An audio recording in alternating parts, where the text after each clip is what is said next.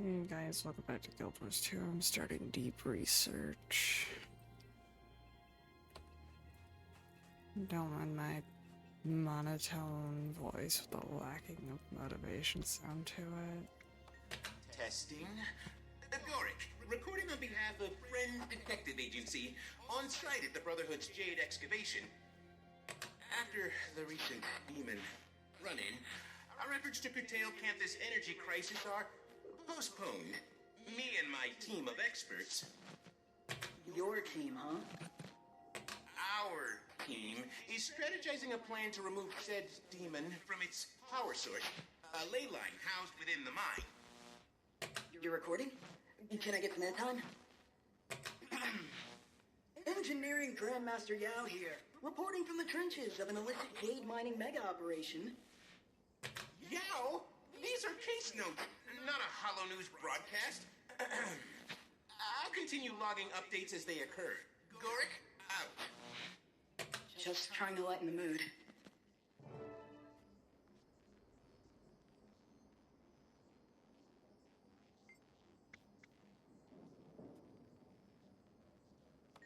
Case notes. Entry 2.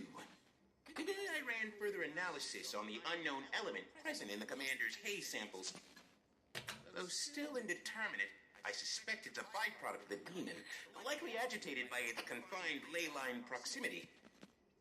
For now, I've set up a makeshift lab for experimentation here at the mine. It's humble, but rather quaint, if I do say. It will serve my needs for the time being. I just need to keep out a few nosy Kappa trespassers. As usual, I'll continue logging my research as it proves pertinent. Gorik, out. Case notes, entry 3. An unexpected visitor dropped by. Chol Mu. I thought maybe he'd come to shut down my lab. He was over here? Yeah, he does hate things built without his approval. But he seemed to take an interest in my work, particularly the previously mentioned haze samples. Of course, I was thrilled to recount my current hypotheses, but he seemed more concerned about potential health effects. He's been really torn up about his crew. I'll continue updates once confidentiality can be maintained. Sorry, just curious about the research is all. While I usually record notes as soon as possible, the event that transpired recently required a moment to process. It began when one of those Kappa pets got into my equipment, while wreaking senseless havoc, smashed a haze sample. The sample was small. However, inhaling its contents in an enclosed area made me lightheaded. I knew it was unlikely to cause damage. Still, I went to recuperate on a cot at the medical tent. Once rested, I felt well enough to return to work. But when I opened my eyes, what I saw made my nausea return full force. Oh, Detective Rama, I mean... Am I interrupting? No, just recording some research notes. I can get back to them later.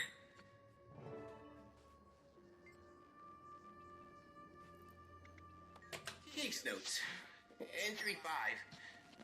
Rama visited to check in after my Kappa incident, which I suppose still needs explanation. Picking up where I left off. When I opened my eyes, I saw something I don't think I'll ever be able to forget. Lish was sitting across from me. Not in his golden body, but exactly how I remembered him from before his illness took over. He stared at me in a menacing way he never had before. And his body disintegrated into a mass of writhing beetles. They swarmed me. I can still feel the prickle of their claws across my skin. At the point I thought I might suffocate, they vanished. The next thing I remember, I was clinging tightly to Yao, sobbing. They comforted me until I could pull myself together. Once I found the words, I told them everything. They stayed with me for a long time. Then they returned later with some tea. I'm still shaken up and rather embarrassed about what happened. But I'm so grateful Yao was there to help me through it. I'm going to see Tiny soon, and I plan to tell her everything that happened. Entry 6. Case note, entry 6. I paid Tiny a much-needed visit and told her everything. She has a way of making me feel better. We also spoke about the implications. We think the unknown element I've been studying is causing these effects. What's most troubling is that this incident confirms my earlier hypothesis. These hallucinations aren't random. Based on the commander's experiences, and now my own, the delusions appear to target prime emotional vulnerabilities. The how of it all remains a mystery, but it does explain the demon's manipulation of one's senses. Now that I'm back, I plan to tell Rama and Yao about this development, though it seems they stopped by in my absence. They installed a few Kappa-repellent gadgets outside my lab, and left a kind note with a plate of tea cookies. Picturing those two working together makes me smile. They seem on better terms lately. I hope the trend continues.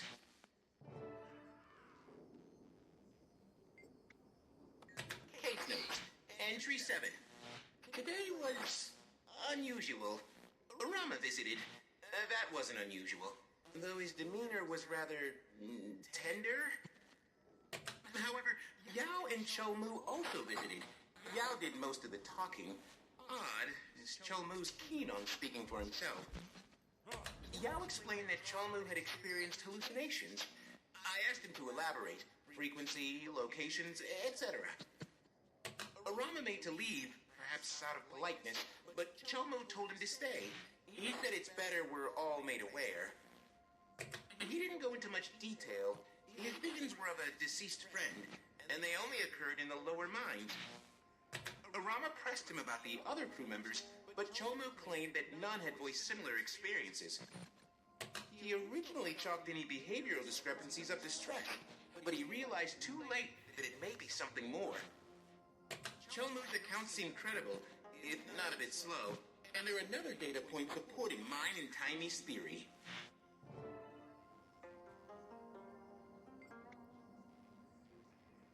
One entry a minute, I guess. Something unbelievable just happened. Cholmu visited again. Once certain we were alone, he began frantically rambling. He admitted that he'd left out details about his hallucinations because Yao was present. Early on, Cholmu had worked on the forefront of the excavation. Alone one night, he heard someone run up behind him. Before he knew it, he was face down. He could hear the attacker hissing while bashing his head into the ground. Nearly unconscious, Cholmu felt the attacker start chewing his leg. He suspects it may have been trying to eat him. With the strength he had left, he cast off the attacker. He sat up to see one of his captains, blood staining her mouth. Their struggle continued, edging closer to a mine shaft. To keep them from falling, Cholmu tried to ram her backward.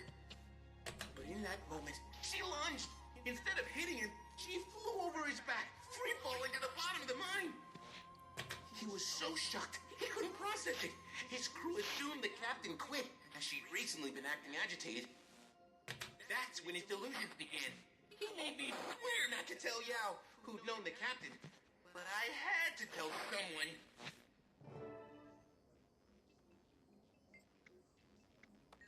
Case note, entry 9. I have a confession. Despite Cholmu swearing me to secrecy, I couldn't keep his story to myself. I paid Tiny another visit and spilled everything. She was shocked, to say the least, but she was glad I confided in her. She echoed Cholmu's request not to tell Yao. There's no use upsetting them. I couldn't bring myself to do so anyway. Still, I feel better getting it off my chest. And as Tiny pointed out, if I was stressed, imagine how Cholmu feels. between the guilt and the cruelty inherent in these delusions, it puts his behavior into perspective. While I was there, Tiny showed me something exciting. A prototype for a device that she, June, and Yao are working on. It's designed to control the stress responses the demon seems to feast on, then channel that power back at it. It's based on my research findings, paired with Yao and June's Jade tech knowledge, and Tiny's everything knowledge. We just might have a solution to our demon problem. Case notes, entry 10. This is it! We've done it! Thank the alchemy! Tiny asked me to stop by as soon as possible. When I arrived, she, Yao, and June were putting the final touches on their newest invention. It boasts several features, not to mention a sleek design. I can't wait till the commander sees, though I need to keep reminding myself to treat this with sensitivity.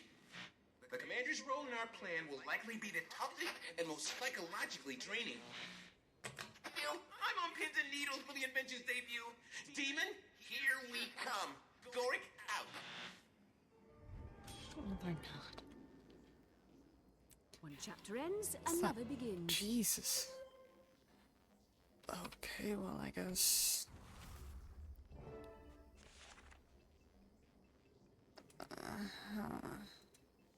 Well, I'm doing the map travel, just.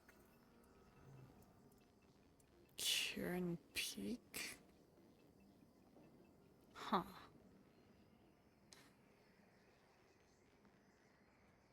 Drown kind.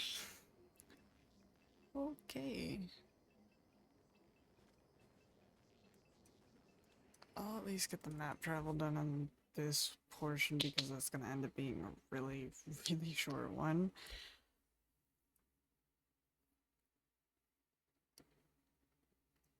At least unlike last one, it'll be short and quaint rather than lengthy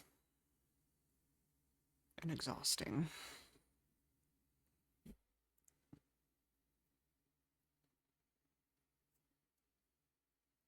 Honestly, I'd rather the story be short, not lengthy. Because I've spent so much time on the lengthy parts of the story that it's insane.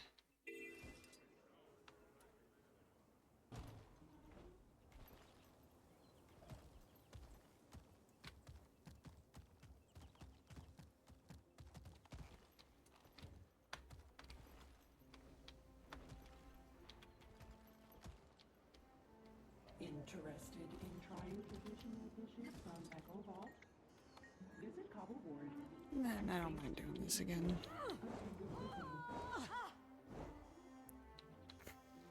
Ain't shit loaded.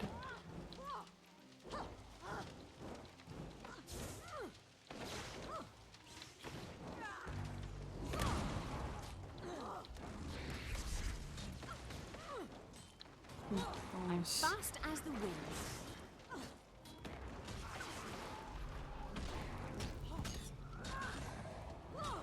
I take my time on getting places. It takes up more time, especially when I make stops for something simple as this.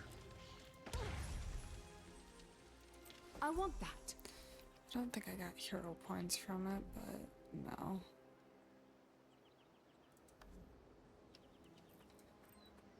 That is something I can continuously refight again and again.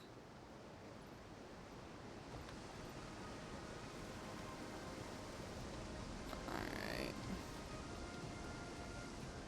Well then I'm gonna end this one here, because that was the end of Deep Research. If you all enjoyed, please remember to like, share, and subscribe, and with that I will see you all in the next one.